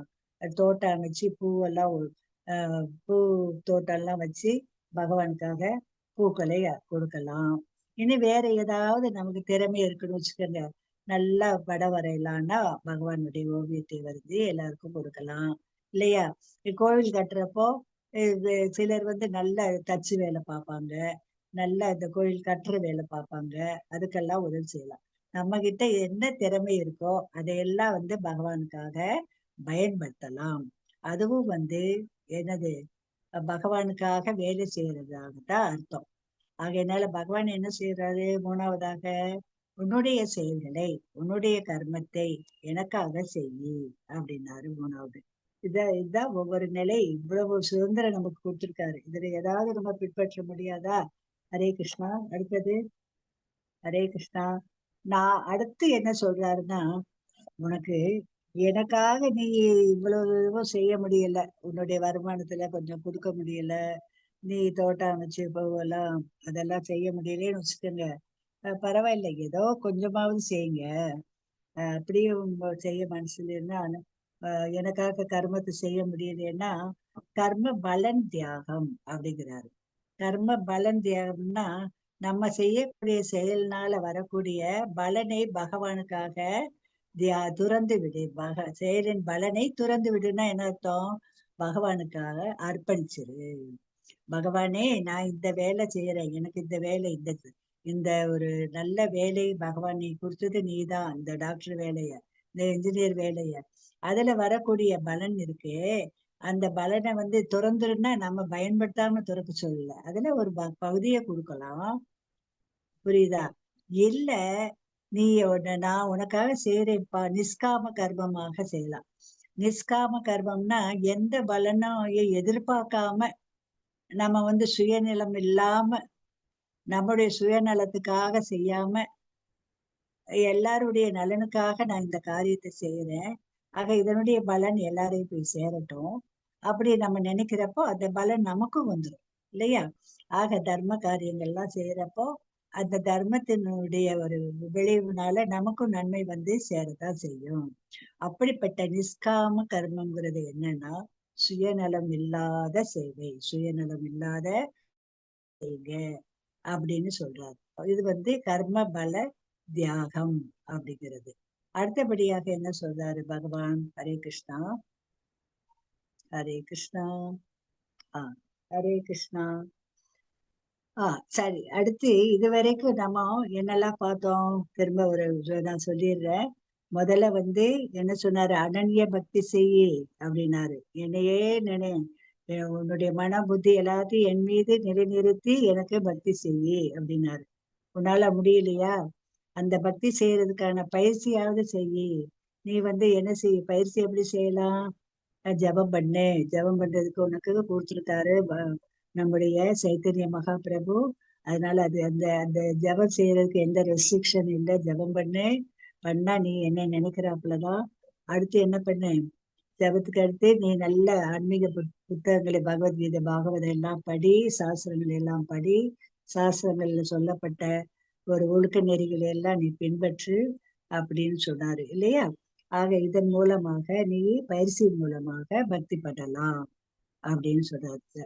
கொஞ்சம் கொஞ்சமா நீ மேல வரலாம். அதுவும் முடியலையா? நீ செய்யக்கூடிய எல்லா காரியங்களையும் என்ன நினைச்சுக்கிட்டு செய்யி. 24 மணி நேரமும் நீ ஏதாவது உனக்காக, உன் குடும்பத்துக்காக, இல்ல பகவானுக்காக ஏதாவது செய்வ இல்லையா? அந்த காரியம் எல்லாத்தையும் என்ன நினைச்சுக்கிட்டே செய்யி அப்படிங்கிறது. சரி, அது எல்லா நேரமும் எனக்கு உங்க நினைவு வரலையே, உங்களை நினைக்காம நான் சில நேரம் சாப்பிடுறேனே அப்படின்ட்டுலாம் எனக்கு தோணும். ரொம்ப பசியா இருக்கிறப்போ வேகமா அது மாதிரி நைவேத்தியம் எல்லாம் பண்ணாம நம்ம மாட்டுல சாப்பிடக்கூடிய ஒரு சூழ்நிலையோ, வெளி ஊர்களுக்கு போனா செஞ்சா அது மாதிரி சில சம்பிரதாயங்களை எல்லாம் பின்பற்றாம இருக்குது அப்படியே தோணும் எனக்கு. அது மாதிரி வந்தா கூட நம்ம பகவானே நான் தெரியாம பண்ணிட்டேன், இனிமே சரியா பண்ணு அப்படின்னு நம்மளுக்கு நம்ம ஒரு ஆறுதல் படுத்திக்கிற வேண்டியதுதான், வேற வழி இல்லை வெளியூருக்கு போறப்போ. ஆக அப்படி எல்லா காரியங்களையும் எனக்காக செய்யு, அல்லது செய்யக்கூடிய காரியத்தினுடைய பலனை தியாகம் பண்ணு, நிஷ்காம கர்மம் பண்ணு அப்படிங்கிறார். ஆக இது எல்லாவற்றையும் விட பக்தி தான் மெயின் அப்படிங்கிறது தான். அப்படி பக்தி பண்றவங்க பக்தர்கள் தான் பகவானுக்கு ரொம்ப பிடிக்குமா. ஓகேயா? எப்படிப்பட்டவங்க பிடிக்கும் அப்படிங்கிறதா இப்ப பாக்குறோம். ஹரே கிருஷ்ண மாதாஜி. யாராவது ஒருத்தவங்க வாசிங்க அந்த ஸ்லோகத்தை வாசிங்க. ஹரே கிருஷ்ண மாதாஜி. அத்வேஷ்டா சர்வபூதானாம் சொல்லுங்க எல்லாரும். அத்வேஷ்டா சர்வபூதானாம்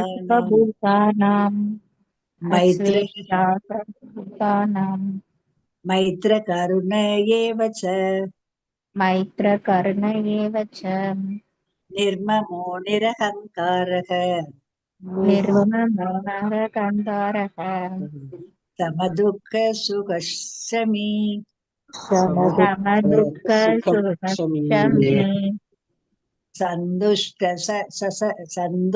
சததம் யோகி सन्तुष्टः सततं योगी योगिनी யதாத்மா திருட நிச்சயக यथात्मा दृढनिश्चयः மையர்ப்பித மனோபுத்திர் मय्यर्पितमनो मनोबुद्धिर யோ மத் பக்த சயக यो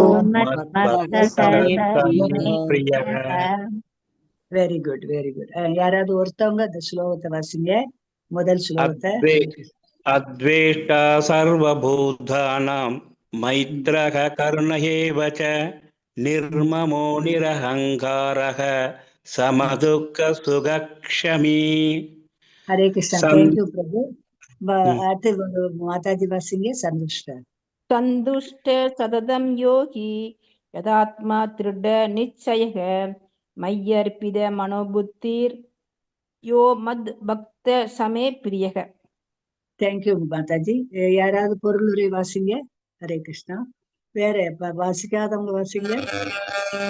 எவனொருவன் பொறுமை இல்லாதவனாக எல்லா உயிர்களுக்கும் அன்பான நண்பனாக தன்னை உரிமையாளனாக கருதாதவனாக அகங்காரத்தில் இருந்து விடுபட்டவனாக இன்ப துன்பங்களில் சமநிலை உடையவனாக சகிப்புத்தன்மையுடன் எப்போதும் திருப்தியுற்று சுய கட்டுப்பாடு உடையவனாக தனது மனதையும் புத்தியையும் எண்ணில் நிலைநிறுத்தி உறுதியுடன் பக்தி தொண்டில் ஈடுபட்டுள்ளாலும் என்னுடைய அர்த்த பக்தர் எனக்கு மிகவும் பிரியமானவர். ஓகே. ஹரே கிருஷ்ணா மாதாஜி. எல்லாரும் மியூட் பண்ணிக்கங்க. ஹரே கிருஷ்ணா. எல்லாரும் மியூட் பண்ணிக்கங்க மாதாஜி. ஹரே கிருஷ்ணா பிரபுஜி. இப்போ என்ன பாக்குறோம்னா, இதுல பகவானுக்கு ரொம்ப பிரியமான பக்தன் யாரு அப்படின்னு இதுல சொல்லியிருக்காரு. இது வரைக்கும் எப்படி பக்தி பண்ணணும்ன்றத பார்த்தோம். இப்போ அத்வேஷ்ட சர்வ பூதானம். அத்வேஷ்டன்னா பொறாமை இல்லாத, பொறாமை அற்ற அப்படின்னு. துவேஷம்னா பொறாமை, அத்வேஷன்னா பொறாமை இல்லாத. சர்வபூதானாம் சர்வபூதானம்னா என்ன? எல்லா உயிர்கள் இடத்திலும் மைத்ர கருண ஏவச்ச அப்படின்னா என்ன? எல்லா உயிர்களிடத்திலும் எப்படி இருக்கணும்? மைத்ரன்னா நட்போடு இருக்கணும், கருணன்னா அன்போடு இருக்கணும். ஓகேயா? ஏவச்ச நிச்சயமாக எல்லா உயிர்வாளிகளிடமும் நட்பாகவும் அன்பாகவும் இருக்கணும். புரியுதா?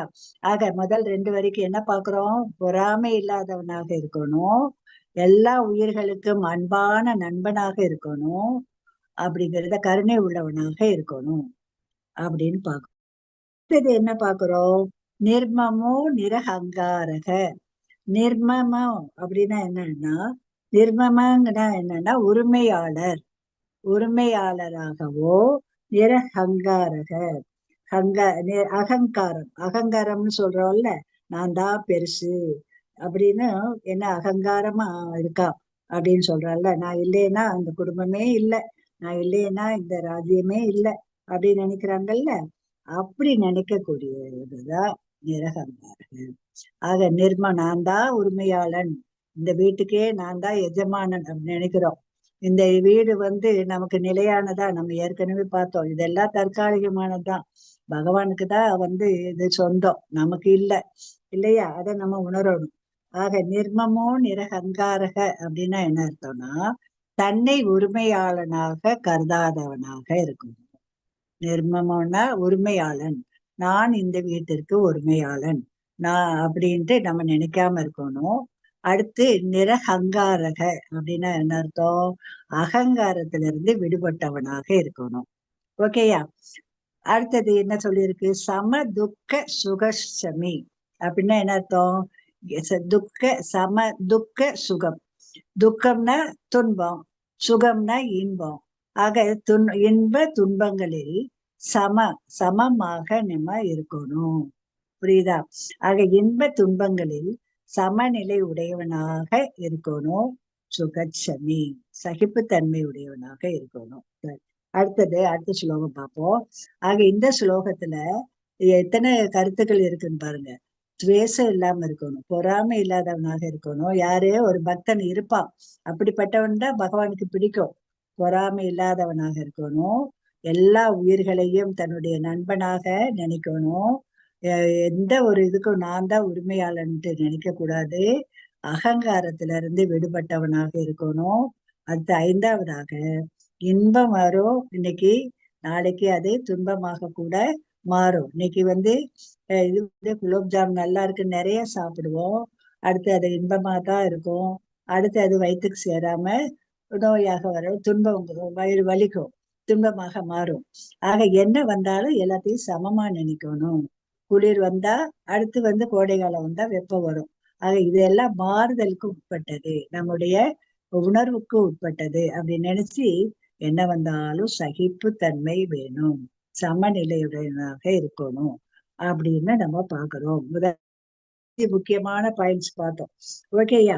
அடுத்தது என்ன பாக்குறோம்? இல்ல சந்துஷ்ட அப்படின்னா என்ன அர்த்தம்னா திருப்தி. சந்துஷ்ட சததம் யோகி அப்படின்னா, சந்துஷ்டன திருப்தியோடு இருக்கணும். சததம்னா எப்பவுமே யோகி. யோகின்னா பக்தியில் தெளித்திருக்கணும். புரியுதா? ஆக சந்துஷ்டன்னு என்னன்னு பாக்குறோம், எப்பவும் நம்ம சகிப்பு தன்மையோடு இருக்கணும். அதே நேரத்துல எப்படி இருக்கணும்? திருப்தியா இருக்கணும், திருப்தியோடு இருக்கணும். எனக்கு பகவான் இதை கொடுத்துருக்காரு, இது போதும். இதே நமக்கு பகவான் என்னெல்லாம் இருக்கோ அத்தனையும் நமக்கு கொடுத்துருக்காரு. அதுல திருப்தியா வாழணும், இல்லைங்கிற ஒரு குறை இல்லாம இருக்கிறத வச்சு திருப்தியா வாழணும். அதுதான் குறைனா, எல்லாமே குறைதான் இல்லையா? எனக்கு இந்த குடிசையில வாழக்கூடிய பிராப்தத்தை கொடுத்துருக்குன்னா அதுலயே திருப்தியா வாழ்றவங்களும் இருக்காங்க இல்லையா?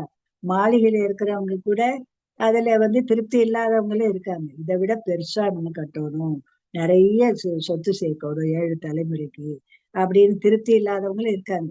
ஆக அப்படியெல்லாம் இருக்கக்கூடாது. எப்பவும் என்ன செய்யணும்? திருப்தியாக இருக்கணும், திருப்தியற்று இருக்கக்கூடாது அப்படின்னு பகவான் சொல்றாரு. அடுத்தது வேற என்ன சொல்றாங்க? சததம் யோகிகி, எப்பவுமே என்ன செய்யணும்? எப்பவும் யோகி பக்தியில ஈடுபட்டு இருக்கணும். எப்பவும் திருப்தியா இருக்கணும், பக்தியில் ஈடுபட்டவனாக இருக்கணும். ஓகேயா? அடுத்து யதாத்ம திருட நிச்சயக அப்படின்னா என்ன அர்த்தம்னா, யதாத்மானா சுய கட்டுப்பாடு. நமக்கு புலன்களை அடக்க தெரியணும், சுய கட்டுப்பாடு வேணும். திருட நிச்சயம்னா உறுதியா இருக்கணும். அதுல தெரியுதா? மனம் போனபடி போக வேண்டாம்னு படிச்சிருக்கோம். ஆக மனசுல உறுதியா இருக்கணும், சுய கட்டுப்பாட்டோட இருக்கணும். அடுத்து மை அர்ப்பித மனோபுத்தி, என் மீது பகவான் மீது மனதை ஈடுபடுத்தி பக்தியோடு என்ன செய்யணும்? யோமத் பக்தக ச மே பிரியக. யோமத் பக்தக, யார் ஒருவன் என் மீது மனதை ஈடுபடுத்தி என்ன செய்யறாங்க, அவன் மனம் புத்தியை எண்ணில் செலுத்தி எனக்கு பக்தி செய்கின்றானோ அவன்தான் எனக்கு பிரியமானவன். ஆக வந்துருச்சா இதுல? ஆக நம்ம பகவானுடைய பிரியத்தை பெறணும்னா என்னெல்லாம் ஒரு குணநலன்களை நம்ம கிட்ட இருக்கு, இப்ப ஏற்கனவே இருக்கதான் செய்யுது, இல்லைங்கிறது இல்லை. இல்லாததை நம்ம ஏற்படுத்திக்கிடணும். சில குணங்கள் இல்லைன்னா பொறாமை எதனால வருது? நம்ம கிட்ட இல்லாத ஒண்ணு இன்னொருத்தங்கிட்ட இருந்தா அவனை பார்த்து பொறாமப்படுறோம் இல்லையா? அது தேவையில்லை. நமக்கு அவனுக்கு ஒண்ணு இருந்தா நமக்கு இன்னொன்னு இருக்கும். அதனால அந்த இன்ஃபீரியாரிட்டி காம்ப்ளெக்ஸ்ன்னு சொல்லுவாங்க. அந்த ஒரு தாழ்வு மனப்பான்மையே இல்லாம இருக்கணும். ஓகேயா? அப்போ பொறாமைங்கிறது வராது. இருக்கிறத வச்சு திருப்தி அடையக்கூடியவங்களுக்கு பொறாமைங்கிறதே வராது. சத்துவ குணத்துல இருக்கிறவங்களுக்கு பொறாமை வராது. எல்லா உயிர்களையும் நண்பனாக தான் நினைப்பா, தான் எதுக்குமே உரிமையாளன் இல்லை நினைப்பா. அகங்காரம் இருக்காது. ரஜோகுணத்துல இருக்கிறவங்களுக்கு தான் அகங்காரம் இருக்கும் இல்லையா? இன்ப துன்பம், குளிர், வெப்பம், இகழ்ச்சி, புகழ்ச்சி எல்லாத்தையும் சமமா நினைப்பான். என்ன கஷ்டம் வந்தாலும், என்ன ஒரு சோதனை வந்தாலும் பொறுமையா சகிச்சுடுவோம். ஏன்னா இதுவும் மாறும். அடுத்து இப்ப கஷ்டப்பட்டோட அடுத்து ஒரு நல்ல நிலைமைக்கு நம்ம வரலாம் அப்படிங்கிற ஒரு எண்ணத்தோடு நம்ம வேலை பார்த்தோம்னா அந்த சகிப்புத்தன்மை, பொறுமை நமக்கு வந்துடும். ஆக எல்லாத்தையும் இருக்கிறத வச்சு நம்ம திருப்தியா வாழணும். சுய கட்டுப்பாடு நமக்கு வேணும். நம்ம மனதையும் புத்தியையும் எப்பவும் பகவான் கிட்ட செலுத்தி எப்படி செலுத்தணும்? உறுதியாக செலுத்தி பக்தி தொண்டில் ஈடுபட்டால் அத்தகைய பக்தன் தான் பகவானுக்கு ரொம்ப ரொம்ப பிடிக்கும். ஆக நாம் இதற்கு பகவானுக்கு பிடித்த அளவுக்கு நம்ம வந்து நம்முடைய கேரக்டர்ஸ் நிறைய, நீங்க நல்லவங்க, நல்ல டிவோட்டிஸ், அதான் இந்த கிளாஸ்க்கு வந்திருக்கீங்க. உங்கள்கிட்ட நம்ம கிட்ட நிறைய இந்த குணங்கள் இருக்கு. இல்லாத சகிப்புத்தன்மை இதெல்லாம் கொஞ்சம் குறைவாதான் எனக்கெல்லாம் இருக்கிறாப்புல இருக்கு. அதையெல்லாம் நம்ம வளர்த்து கொண்டால் நம்ம மேலான நிலைக்கு வரலாம். ஆக பக்தி தொண்டில நிலைக்கு வரணும்னா இத்தகைய ஒரு கேரக்டரிஸ்டிக்ஸ், இத்தகைய குணநலன்களை வளர்த்துக் கொள்வோம். ஹரே கிருஷ்ண மாதாஜி. அடுத்த ஸ்லைடு மாதாஜி. அத்வேஷ்டா, அதுக்கு அர்த்தம் தனித்தனியா கொடுத்துருக்காங்க இங்க. அத்வேஷ்டா வெறுப்பு, அத்வேஷ்டான்னு நான் இதெல்லாம் ஏற்கனவே உங்களுக்கு சொல்லிட்டேன். யார் மீதும் வெறுப்பு இல்லாதவர், அந்த பக்தன் யார் மீதும் வெறுப்பு இல்லாதவர். சமத்திர, அனைவரிடமும் நட்பு பாராட்டுபவர். சமத்துவம், இன்ப துன்பம் எல்லாவற்றையும் சமமாக கருதுபவர். நிர்மமோன, உடைமையை பற்றி பற்றற்றவர். உடைமை, எனக்கு இது உடைமை, எனக்கு இது சொந்தம் அப்படிங்கிறதெல்லாம் அதுல பற்றே இருக்காது. என் குடும்பம், என் வீடு அப்படிங்கிற பற்று இல்லாதவர் அப்படின்னு சொல்லப்பட்டிருக்கு. ஹரே கிருஷ்ணா மாதாஜி. அடுத்தது ஹரே கிருஷ்ணா. கிருஷ்ணர். இது ரொம்ப நல்ல கதை மாதாஜி. பிரபுஜி, இதுல அம்மா வந்து இந்த ஒரு பழத்தை வந்து எப்பவோ பகவானுக்காக கொண்டு வந்து கொடுப்பாங்க. இந்த பழ வைத்து விற்கக்கூடிய அந்த பெண்மணி அப்போ வந்து ஒரு நாள் வந்து பகவானுக்காக பழம் கொண்டு வர்றாங்க. வந்து கூப்பிடுறாங்க. பகவான் உள்ள இருந்து குட்டி நடை நடந்து வந்து இந்த பழங்களை வாங்குறாரு. வாங்கி 2 கையிலையும் வச்சுக்கிட்டு உள்ள போய் பழத்தை வச்சுட்டு, உள்ள வந்து தானியம் எல்லாம் வச்சிருப்பாங்க இல்லையா, அந்த காலத்துல பண்ட மாற்று முறைதான். இப்பதான் நம்ம காசு கொடுக்குறோம், பண்டம் வாங்குறோம். அப்ப வந்து நம்ம கிட்ட என்ன இருக்கோ அதை கொடுத்துட்டு நம்ம பதிலுக்கு அங்கே நமக்கு என்ன தேவையோ அதை வாங்குவோம் இல்லையா. ஆக அது மாதிரி இவர் வந்து கை நிறைய தானியத்தை அள்ளிட்டு வர்றாரு. வர்ற வழியில நிறைய பிஞ்சு கை இல்லையா, நிறைய தானியம் கீழே சிந்திருச்சு. அப்படி சிந்திருந்தாலும் மீதி இருக்கிறது எல்லாம் அம்மா கையிலையும் கூடையிலையும் போட்டுருவாரு. புரியுதா. அப்போ இந்த அம்மா வந்து அப்ப கவனிக்கல. அப்ப கொஞ்சம் தூரம் அவங்க வந்து பழத்தை எல்லாம் ரொம்ப, அவங்க வந்து பகவான் இத கொடுப்பாருன்னு எதிர்பார்க்கல. பகவானுக்கு பழத்தை கொடுக்கணும், அன்போடு கொடுக்குறாங்க. அதை அன்போடு கொடுத்ததுனால அந்த அன்புக்கு வந்து அந்த பழத்துக்கு பகவான் கொடுத்தாரு. அப்போ அந்த தானியத்தை, அந்த தானியம் எல்லாமே அந்த அம்மா கூடையில ரத்தனங்களாக மாறிடுச்சான். ஆக என்ன ஒரு சிறப்பு பாருங்க. அப்ப பகவான் வந்து என்ன பொருள் கொடுத்துருக்காருன்னு பார்க்க மாட்டாரு. அவர் அந்த எப்படி ஒரு அன்போடு கொடுக்குறாங்க அப்படிங்கிறது தான் பார்ப்பாரு. நேற்று நான் குசேலருடைய சுதாமா குசேலர் எல்லாம் ஒண்ணுதான், அவருடைய கதையை சொன்னேன் இல்லையா. அவர் ஒரு பிடி அவள் வந்து அது கூட பக்கத்து வீட்டுல வாங்கிட்டு ஒரு அதுக்கு ஒரு துணியில கட்டி கொண்டு வருவாரு. அதை வாங்கி ஒரு பிடிதான் வாயில போட்டாரு. ஆனா குசேலர் வந்து எதுக்காக வந்தாரோ அது எனக்கு இது வேணும்னு கூட கேட்கல. ஆனா வீட்டுக்கு போனா அவருக்கு வீடு ஒரு குடிசையா இருந்தது, பெரிய அரண்மனையா இருக்கு. தனது மனைவி மக்கள் எல்லாம் அவ்வளவு அழகான ஆடை அணிகளும் கூட இருக்காங்க, வேலைக்காரவங்க எல்லாம் நிறைஞ்சிருக்காங்க, விதவிதமா பதார்த்தங்கள் இருக்கு. ஆக அந்த ஒரு பிடி அவளை சாப்பிட்டது 2வது பிடியை எடுக்க போறப்போ ருக்மணி தேவி விடல. ஏன்னா அப்போ எல்லா ஐஸ்வர்யங்களும் அங்கே போயிடும் அப்படிங்கிறதுல. ஆக அவ்வளவு என்ன நம்ம கொடுத்தாலும் அதை அன்போடு அவர் ஏற்றுக்கொள்வாரு. ஆக நம்ம கிட்ட இருந்த அன்பையும் பக்தியை தான் பகவான் எதிர்பார்ப்பாரு அப்படிங்கிறத பாக்குறோம். இந்த கதையை வந்து ஞாபகத்துல வச்சுக்கோங்க. ஹரே கிருஷ்ணா மாதாஜி. அடுத்தது ஹரே கிருஷ்ணா. சரி, ஆக அது என்ன நம்மள பகவான் நம்ம கேட்டிருக்காருன்னா, ஜபத்தை தினம் பண்ணுங்க. ஹரே கிருஷ்ணா கிருஷ்ண கிருஷ்ண ஹரே ஹரே, ஹரே ராம ராம ராம ஹரே ஹரே அப்படிங்கிற மந்திரத்தை தினம் சொல்லுங்க. சாப்பாட்டு விஷயத்துல ரொம்ப கேர்ஃபுல்லா இருங்க. சாத்வீகமான உணவை சாப்பிடுங்க. சாத்வீகமான உணவுனா என்ன, தானிய உணவு சாப்பிடுறோம் இல்லையா, சிறுதானிய உணவு இப்ப நிறைய பேர் நம்ம சாப்பிடுறோம். சிறுதானிய உணவு, காய்கறிகள், பழங்கள், பால் பொருட்கள், இது மாதிரிதான் ரொம்ப சாத்வீகமான உணவு. மற்றபடி நான்வெஜ், மற்ற காரசாரமான உப்புகள் நிறைந்த அப்படிப்பட்ட உணவெல்லாம் வேண்டாம். ரொம்ப காரம் இல்லாம, ரொம்ப எல்லாமே மீடியமா இருக்கக்கூடிய ஒரு சாத்வீக உணவு சாப்பிடணும்.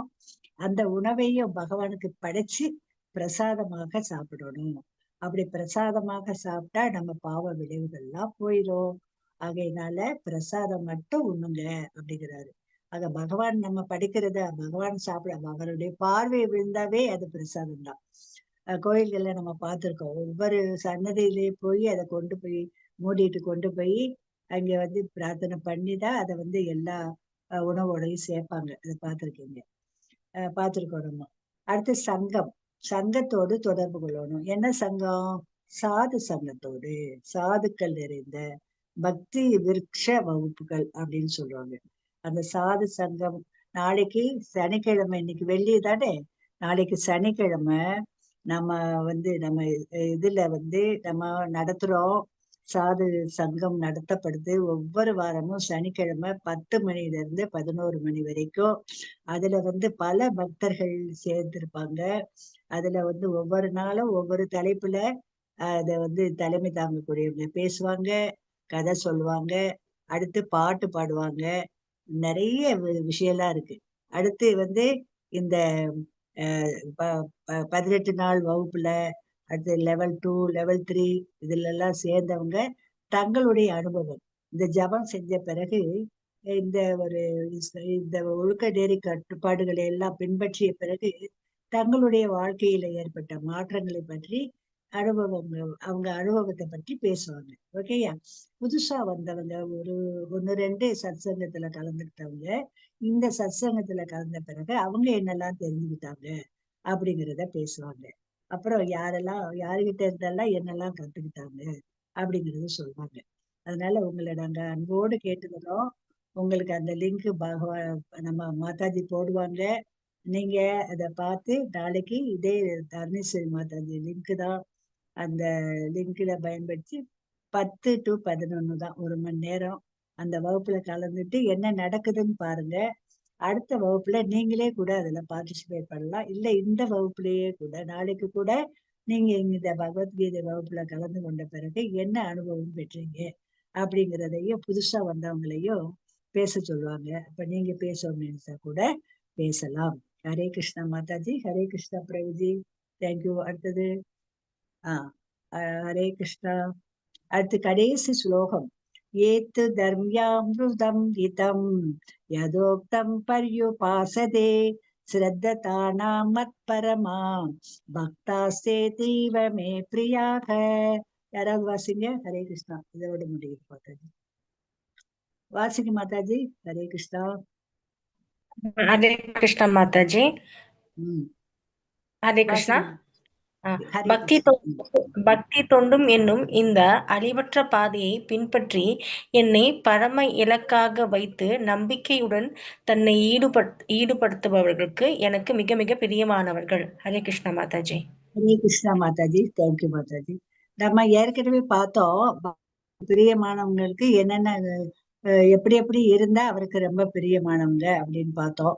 இப்பவும் கடைசியில என்ன சொல்றாரு? பக்தி தொண்டுதான் அழிவற்ற பாதை. நம்ம எல்லாருக்கும் பகவானுக்கு பக்தி செய்யணும். ஒவ்வொரு காரியத்தையும் பகவான் உணர்வுல செய்யணும். அதான் பக்தி தொண்டு, கிருஷ்ண உணர்வு. அந்த பாதையை, இது அழிவற்ற பாதை, அதை பின்பற்றி பகவானை அடையிறதுதான் நம்முடைய இலக்காக வைத்து நம்பிக்கையோடு பகவானை வழிபடக்கூடியவர்கள், அப்படி தங்களை ஈடுபடுத்திக் கொள்ளக்கூடியவங்க தான் பகவானுக்கு ரொம்ப ரொம்ப பிரியமானவர்கள் அப்படின்னு சொல்லிட்டாரு. ஆக பக்தி தொண்டு செய்து பகவானை அடையிறதுதான் என்னுடைய குறிக்கோள் அப்படின்ட்டு நம்பிக்கையோடு நம்ம செயல்பட்டோம் என்றால் நிச்சயமாக பகவானை அடைவோம். அப்படிப்பட்டவங்க பகவானுக்கு பிரியமானவங்க அப்படிங்கிறத தெரிஞ்சுக்கிறோம். இதோட இது 20 ஸ்லோகம்தான். ஆனா அவ்வளவு கருத்துக்கள் நம்ம பார்த்தோம். இதையெல்லாம் நீங்க திரும்ப அதை அசபோடோட அதை ஞாபகத்துக்கு கொண்டு வந்து அதை பார்க்கணும். அடுத்த ஸ்லைடு மாதாஜி. ஹரே கிருஷ்ணா. கிருஷ்ணருக்கு மிகவும் பிரியமானவர்கள் யார்? யார் இந்த தர்ம அமிர்தத்தை நம்பிக்கையுடன் பின்பற்றுகிறார்களோ அவர்கள் எனக்கு மிக மிக அன்பானவர்கள் அப்படின்னு பகவானே சொல்லிட்டாரு. நான் சொல்லல, பகவான் என்ன சொல்றாரு, இந்த தர்ம அமிர்தம் இதுதான் நம்ம சனாதன தர்மம். நம்ம எப்படி இந்த வாழ்க்கையை நடத்தணுங்கிறத பகவான் இது வரைக்கும் சொன்னாரு. எப்படி கிருஷ்ண உணர்வில் நம்முடைய கடமையை செய்யறது, நம்முடைய வாழ்வியல் முறையே சனாதனம் தான். ஓகேயா? ஆக பகவான் உணர்வில் எப்படி நம்ம கடமையை செஞ்சு பக்தி செஞ்சு பகவானை அடையலாம், நம்பிக்கையோடு பகவான் நம்மளை காப்பாற்றுவாரு அப்படிங்கிற நம்பிக்கையோடு நம்ம இந்த பக்தி வழியில் நடந்தோம் என்றால் நம்ம இந்த வாழ்விலையும் நம்ம சிறப்பாக வாழ முடியும். அடுத்து பகவானிடமும் செல்ல முடியும். அப்படிப்பட்டவங்க தான் பகவானுக்கு பிரியமானவர்கள். ஹரே கிருஷ்ணா மாதாஜி. அடுத்தது ஹரே கிருஷ்ணா. சரி, அடுத்து இந்த பஞ்ச தத்துவம் நம்ம ஏற்கனவே பார்த்தோம். சைத்தன்ய மகாபிரபு சாட்சாத் கிருஷ்ணர் தான், நித்யானந்த பிரபு கிருஷ்ணருடைய விரிவங்கமாகிய பலராமன் தான் நித்யானந்த பிரபு. ஸ்ரீ அத்வைத பிரபு விஷ்ணு சிவனுடைய அவதாரமாக கருதப்படுகிறார். கதாதர பிரபு ராதாராணி சக்தி ஸ்வரூபமாக இந்த பஞ்ச தத்துவத்துல இணைஞ்சிருக்காரு. அடுத்து ஸ்ரீவாச பிரபு நாரதர் அப்படிங்கிறத நம்ம பாக்குறோம். ஆக என்ன, இந்த நம்ம மகாமந்திரம் ஹரே கிருஷ்ண மந்திரம் சொல்றதுக்கு முன்னாடி பஞ்ச தத்துவம் சொல்லணும் கட்டாயமா. அதனுடைய முக்கியத்துவம் பற்றி ஏற்கனவே உங்களுக்கு சொல்லியிருக்கேன் இல்லையா? ஜெய் ஸ்ரீ கிருஷ்ண சைத்தன்ய பிரபு நித்யானந்த ஸ்ரீ அத்வைத கதாதர ஸ்ரீவாசாதி கௌரபக்த விருந்த ஹரே கிருஷ்ண ஹரே கிருஷ்ண கிருஷ்ண கிருஷ்ண ஹரே ஹரே ஹரே ராம ராம ராம ஹரே ஹரே. அடுத்து கடைசியில பார்த்தா ஜீவாஞ்ச கல்பதர்பியஸ்ய கிருபா சிந்துப்யை ஏவச்ச பதிதடா பாவனேபியோ வைஷ்ணவேபியோ நமோ நமக. அனந்த கோடி வைஷ்ணவ கிரந்தைக்கு, அனந்த கோடி பக்த விருந்தைக்கு, ஸ்ரீல பிரபுபாதாவுக்கு, நாமாச்சாரிய ஹரிதாஸ் தாகூருக்கு, ஹரே கிருஷ்ண மகா மந்திரத்திற்கு ஜெய். ஸ்ரீ சைத்தன்ய மகாபிரபுக்கு பகவத்கீதை ஒரு பாகவத கிரந்தோன்கி ஜெய். ஸ்ரீ ராதா கோவிந்தருக்கு, அயோத்தியா ஸ்ரீராம் லாலாக்கு ஜெய். கௌர பிரமானந்தைக்கு ஹரி ஹரி போல். ஹரி ஹரி போல். Hare Krishna. All glories to assembled devotees. All glories to assembled devotees. உங்க எல்லாருக்கும் நன்றி, ஒரு நன்றி நன்றி. ஹரே கிருஷ்ணா ஹரே கிருஷ்ணா. ரொம்ப தேங்க்ஸ்.